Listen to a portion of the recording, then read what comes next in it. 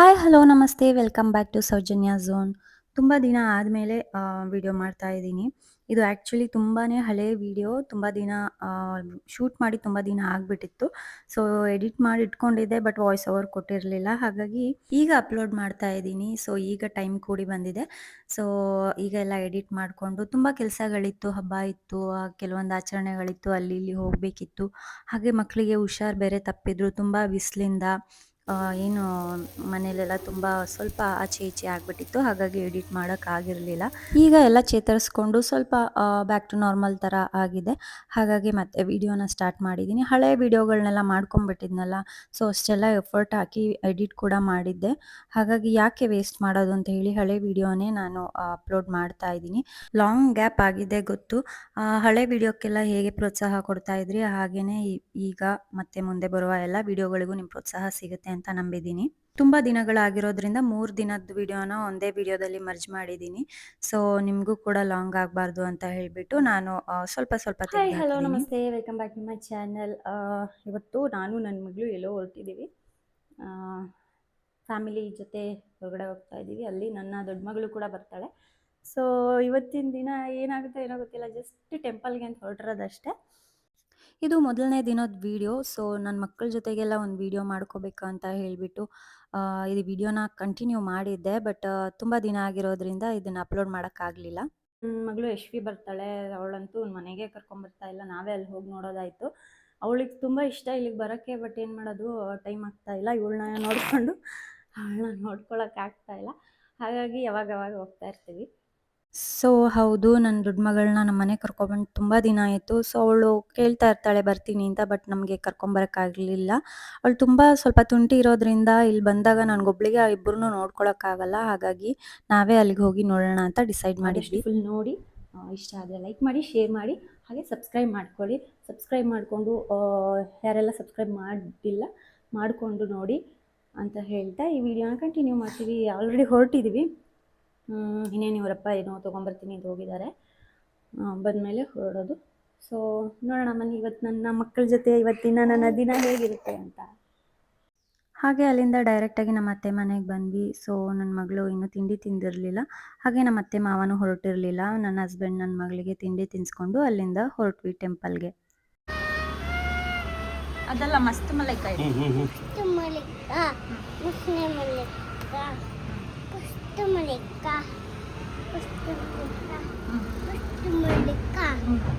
ಅಷ್ಟೇನಾ?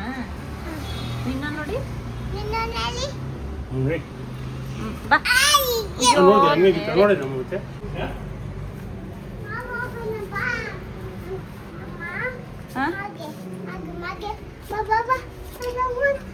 ಅಯ್ಯೋ ದೇವ್ರೆ, ತಾತ ಬರ್ತಾರೆ.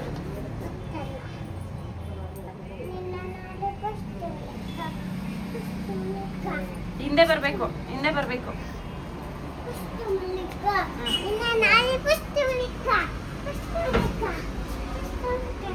ನೀಟಾಗಿ ಹೇಳ್ಬೇಕು.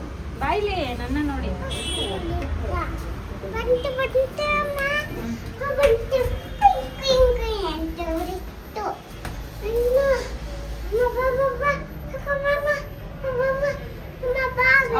ಇರು.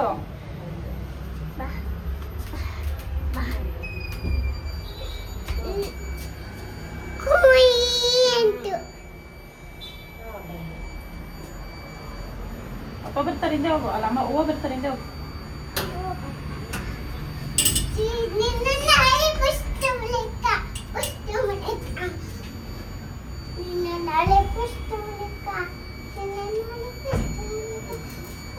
ಆಗಲ್ಲ ನಿಂದು ಚಡ್ಡಿ ಬಟ್ಟೆ ವಾಂತಿ ಮಾಡ್ಕೊಳ್ಳೋದ್ರ ಬಟ್ಟೆ ಎಲ್ಲ ಬೇಕಲ್ಲವ, ಹೊಂಚ್ಕೋಬೇಕು. ಏನು ಬೆಂಡೆಕಾಯಿ ತೊಂಡೆಕಾಯಿ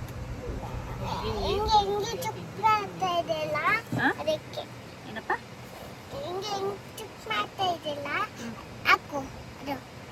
ಯಾವುದು ಬೆಂಡೆಕಾಯಿ ತೊಂಡೆಕಾಯಿ? ಅದು ಅಂದ್ರೆ ನೋ ನೋ ನೋ ನೋ ಮುಟ್ಬಾರ್ದದೆಲ್ಲ.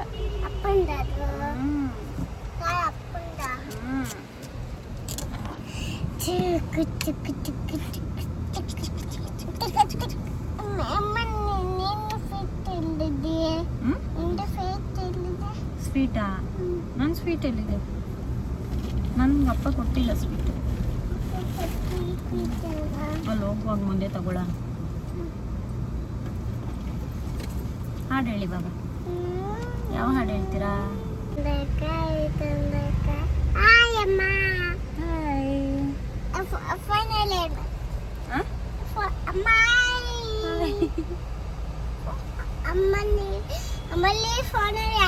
ಅದು ಮುಗ್ಬೇಡ.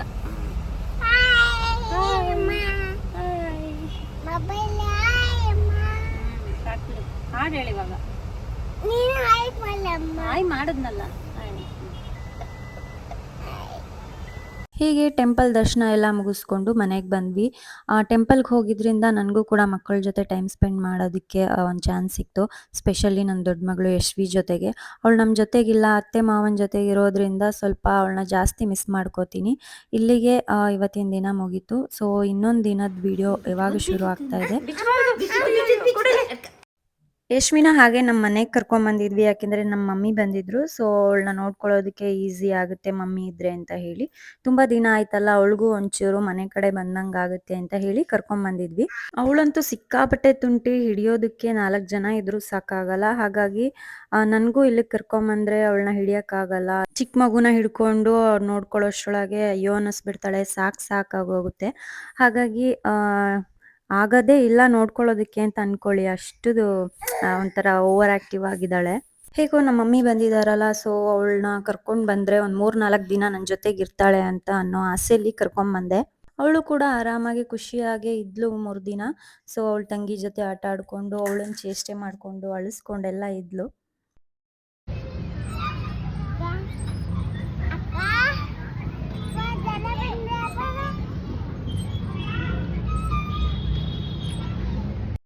ಹೀಗೆ ನಮ್ಮ ಮನೆಗೆ ಬಂದಿರೋ ಅಂಥ ಒಂದು ಟೈಮಲ್ಲಿ ಒಂದಿನ ಅವಳನ್ನ ಪಾರ್ಕಿಗೆ ಕರ್ಕೊಂಡು ಹೋದ್ವಿ, ಸುಮ್ಮನೆ ಆಟ ಆಡ್ಕೊಂಡಿರ್ಲಿ ಅಂತ ಹೇಳಿ. ಅಲ್ಲೂ ಪಾರ್ಕಲ್ಲಿ ಆಟ ಆಡ್ತಾ ಇದ್ಲು. ಬಂದಿರೋ ಅಂಥ ಅಲ್ಲಿ ಮಕ್ಳ ಜೊತೆ ಎಲ್ಲ ಮಿಂಗಲ್ ಆಗಿ ನೀಟಾಗಿ ಆಟ ಆಡ್ತಾ ಇದ್ಲು. ಸೊ ನಾನು ಚಿಕ್ಕ ಮಗಳನ್ನ ಕೂಡ ಕರ್ಕೊಂಡು ಹೋಗಿದ್ದೆ.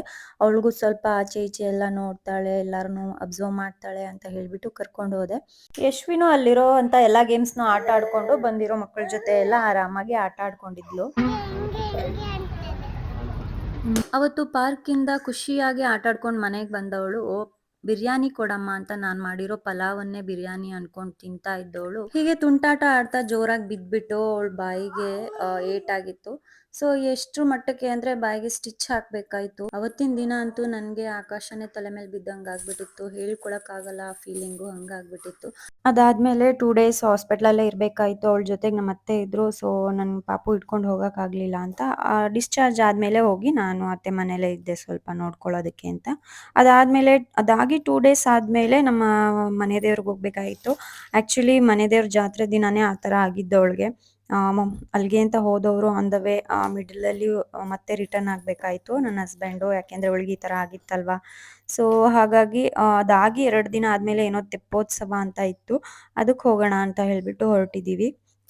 ಸೊ ರೋಡಲ್ಲಿ ಹೋಗ್ತಾ ಒಂದು ಬ್ಯೂಟಿಫುಲ್ ವ್ಯೂ ಸಿಕ್ತು ನನಗೆ, ಸನ್ಸೆಟ್ ಆಗ್ತಾ ಇತ್ತು. ನಾವು ಹೋಗುವಾಗ ರೋಡ್ ಫುಲ್ ಅದೇ ಕಾಣಿಸ್ತಾ ಇತ್ತು. ಒಂದೊಂದು ಟೈಮಲ್ಲೂ ಒಂದೊಂದು ಹೋಗ್ತಾ ಟೈಮ್ ಆದಂಗೆ ಒಂದೊಂದು ಆ್ಯಂಗಲಲ್ಲಿ ಡಿಫ್ರೆಂಟ್ ಆಗಿ ತುಂಬ ಬ್ಯೂಟಿಫುಲ್ ಆಗಿ ಕಾಣಿಸ್ತಾ ಇತ್ತು. ಹಾಗಾಗಿ ವಿಡಿಯೋ ಮಾಡಿಕೊಂಡೆ. ಅದಾಗಿ ನಾವು ದೇವಸ್ಥಾನದ ಕಡೆಗೆ ಮುಂದೆ ಹೊರಟ್ವಿ. ಹುಲಿಯೂರಮ್ಮನ ದೇವಸ್ಥಾನ ಜಾತ್ರೆನೆಲ್ಲ ನೀವು ಕೇಳಿರ್ಬೋದು. ನಾನು ನನ್ನ ವಿಡಿಯೋಗಳಲ್ಲಿ ಸಾಕಷ್ಟು ಸಲ ಹಾಕಿದ್ದೀನಿ. ಸೊ ದೇವಸ್ಥಾನನೂ ತೋರಿಸಿದ್ದೀನಿ. ಬಟ್ ಪ್ರತಿ ವರ್ಷ ಈ ಜಾತ್ರೆಗೆ ಹೋಗ್ತಾ ಇದ್ರು ನಮ್ಮ ಮನೆಯಿಂದ. ನಾನು ಕೂಡ ಮದುವೆ ಆದಮೇಲೆ 2 ಇಯರ್ಸ್ ಹೋಗಿದ್ದೆ. ಬಟ್ ಈ ಸಲ ಹೋಗೋಕ್ಕಾಗಲಿಲ್ಲ. ನನ್ನ ಹಸ್ಬೆಂಡು ಮತ್ತು ಅವರ ಅಣ್ಣ ಇಬ್ಬರೂ ಸೇರ್ಕೊಂಡು ಹೋಗೋಣ ಅಂತ ಹೊರಟಿದ್ದವರು ನನ್ನ ಮಗಳಿಗೆ ಈ ಥರ ಆಗಿರೋದ್ರಿಂದ ರಿಟರ್ನ್ ಬಂದರು. ಹಾಗಾಗಿ ಜಾತ್ರೆಗೆ ಈ ಸಲ ಮನೆಯಿಂದ ಯಾರೂ ಹೋಗಿರಲಿಲ್ಲ. ಹಾಗಾಗಿ ಇದು ಲಾಸ್ಟ್ ಡೇ ತೆಪ್ಪೋತ್ಸವ ಅಂತ ನಡೀತಾ ಇದೆ.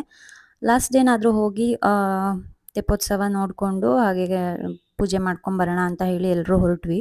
ಆದರೆ ನಾವು ಹೋಗೋದು ಸ್ವಲ್ಪ ತಡ ಆಗೋದ್ರಿಂದ ತೆಪ್ಪೋತ್ಸವ ಜಸ್ಟ್ ಆಗ್ತಾನೆ ಮುಗ್ದಿತ್ತು. ಸೊ ನಮಗೆ ಈ ಸಲ ತೆಪ್ಪೋತ್ಸವ ನೋಡೋದಕ್ಕೂ ಸಿಗಲ್ಲ. ನಾನು ಮದುವೆ ಆದಾಗಿಂದ ಜಾತ್ರೆಗೆ ಹೋಗ್ತಾ ಇದ್ದಿದ್ದರಿಂದ ತೆಪ್ಪೋತ್ಸವನ ನಾನು ಒಂದು ಸಲನೂ ನೋಡಿಲ್ಲ. ಮೇ ಬಿ ಮುಂದಿನ ದಿನಗಳಲ್ಲಿ ನೋಡ್ಬೋದು. ನಾವು ದೇವಸ್ಥಾನಕ್ಕೆ ಎಂಟ್ರ್ ಆದಾಗ ದೇವಸ್ಥಾನ ಅಂತೂ ತುಂಬ ಲೈಟಿಂಗ್ಸಿಂದಾನೇ ತುಂಬ ಕಂಗೊಳಿಸ್ತಾ ಇತ್ತು.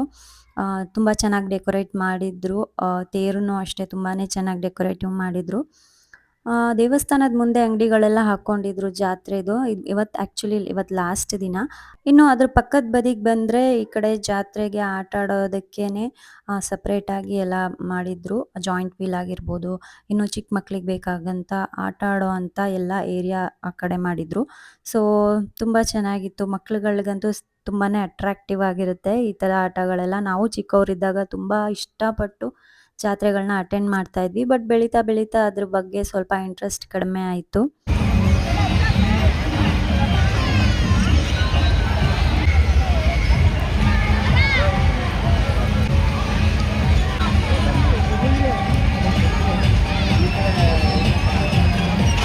ಆಕ್ಚುಲಿ ಜಾತ್ರೆ ಅಂದ್ರೆ ಜಾಸ್ತಿ ಒಂದು ಎಕ್ಸೈಟ್ಮೆಂಟ್ ಇರೋದು ಚಿಕ್ಕ ಮಕ್ಳಿಗೆ.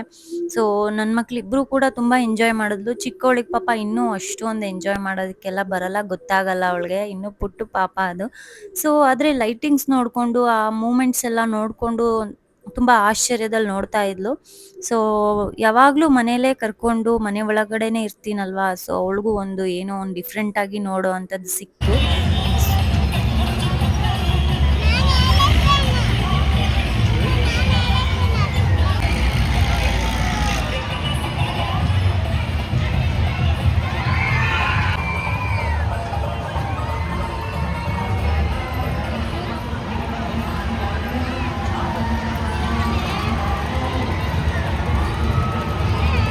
ನನ್ನ ಮಗಳು ಬಹಳ ಇಷ್ಟಪಟ್ಟು ಏರೋಪ್ಲೇನಲ್ಲಿ ಆಡ್ತೀನಿ ಅಂತ ಅವಳೇ ಕೇಳಿ ಕೂರಿಸ್ಕೊಂಡ್ಳು.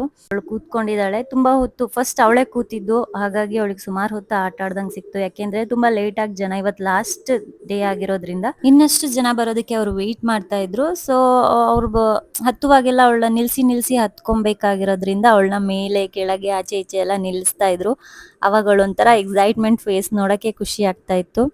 ಅದಾದ್ಮೇಲೆ ಇನ್ನು ಉಳ್ದಿರೋ ಅಂತ ಎಲ್ಲಾ ಆಟಗಳನ್ನು, ಅಂದ್ರೆ ಚಿಕ್ಕ ಮಕ್ಳಿಗೆ ಅಂತ ಏನಿದ್ವು ಆಟಗಳು, ಅದನ್ನೆಲ್ಲ ತುಂಬಾ ಖುಷಿಯಿಂದಾನೇ ಆಟ ಆಡಿದ್ರು. ಇನ್ನು ನನ್ನ ಚಿಕ್ಕ ಮಗಳು ನನ್ನನ್ ಬಿಟ್ಟು ಬೇರೆ ಯಾರ ಹತ್ರನೂ ಹೋಗ್ತಾ ಇರ್ಲಿಲ್ಲ. ನಾನೇ ಎತ್ಕೋಬೇಕಂತ ಅಳ್ತಾ ಇದ್ರು. ಸೊ ನನ್ನ ಹಸ್ಬೆಂಡ್ ಸ್ವಲ್ಪ ಹೊತ್ತು ಎತ್ಕೊಂತೀನಿ ಅಂತ ಎತ್ಕೊಂಡ್ರು ಅವಳು ಅವ್ರ ಹತ್ರನೂ ಇರ್ತಾ ಇರ್ಲಿಲ್ಲ. ಇನ್ನು ದೇವಸ್ಥಾನದ ಮುಂಭಾಗ ನೋಡಿ ಈ ತರ ಡೆಕೋರೇಟ್ ಮಾಡಿದ್ದಾರೆ. ಜಾತ್ರೆಯಲ್ಲೂ ಕೂಡ ನಾವು ಮಕ್ಕಳಿಗೆ ಅಂತ, ಆಮೇಲೆ ನನಗೆ ಎಲ್ಲ ಸ್ವಲ್ಪ ಜಾತ್ರೆಯಲ್ಲಿ ಹೋಗಿದ್ವಲ್ಲ ಅಂತ ಏನೋ ಒಂದು ಸ್ವಲ್ಪ ಪರ್ಚೇಸ್ ಮಾಡಿದ್ವಿ.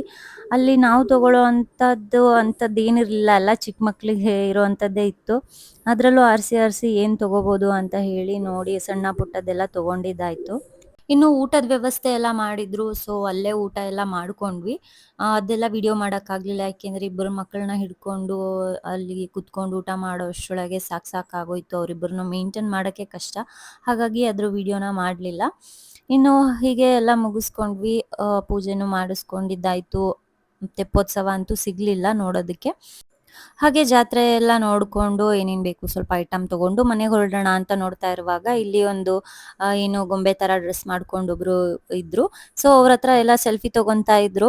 ಅದನ್ನ ಸ್ವಲ್ಪ ನೋಡ್ಕೊಂಡಿದ್ವಿ. ಹಾಗೆ ನೋಡಿ ಟೆಂಪಲ್ ಎಷ್ಟು ಚೆನ್ನಾಗಿ ಕಾಣ್ತಾ ಇದೆ ಹಿಂದೆಯಿಂದ. ನಾನು ಹಿಂದೆಯಿಂದ ವಿಡಿಯೋ ಮಾಡಿದ್ದೀನಿ. ಸೊ ಅದೆಲ್ಲ ಮುಗಿಸ್ಕೊಂಡು ನಾವು ಮನೆ ಕಡೆ ಹೊರಡೋಣ ಅಂತ ಹೊರಟ್ವಿ. ಸೊ ಹೀಗಿತ್ತು ಇವತ್ತಿನ ನಮ್ಮ ಜಾತ್ರೆ ಅಲ್ಲ, ತೆಪ್ಪೋತ್ಸವಕ್ಕೆ ಹೋಗಿ ಬಂದಿದ್ದಂಥ ದಿನ. ಸೊ ನಿಮ್ಮೆಲ್ಲರಿಗೂ ಇಷ್ಟ ಆಗಿದೆ ಅಂತ ಅನ್ಕೊಂಡಿದ್ದೀನಿ.